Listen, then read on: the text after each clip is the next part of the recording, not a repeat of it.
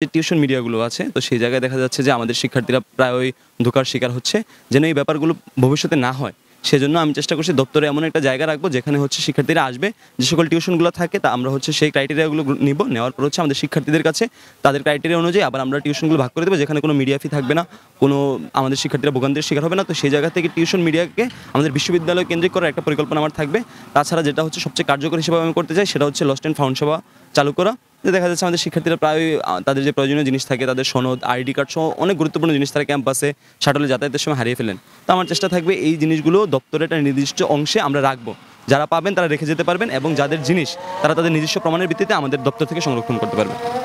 ফাহাদ, শাহরিয়ারউদ্দিন ফাহাদ, আমি বাংলাদেশ ছাত্রদল মনোনীত প্যানেল থেকে সদপ্তর সম্পাদক পদে নির্বাচন করছি। দেখেন, যখন আমি গঠনতন্ত্র লক্ষ্য করেছি তখন সেখানে আমি একটা ভালো রকমের সীমাবদ্ধতা দেখতে পেয়েছি, যেটা হচ্ছে প্রত্যক্ষভাবে আমি নিজে একজন সদপ্তর সম্পাদক নির্বাচিত হলে ছাত্রদের জন্য যে কাজ করার জায়গাটা, সেটার মধ্যে ভালো রকমের সীমাবদ্ধতা টেনে দেওয়া হয়েছে। তারপরেও আমার চেষ্টা থাকবে যেন চাকসুর দপ্তর থেকে আমি এই চাকসুকে আরও কার্যকর করতে পারি, যারা প্রতিনিধি হয়েছেন তাদের জবাবদিহিতার জায়গা নিশ্চিত করতে পারি, স্বচ্ছ করতে পারি, সেটাই হবে আমার মূল কাজ।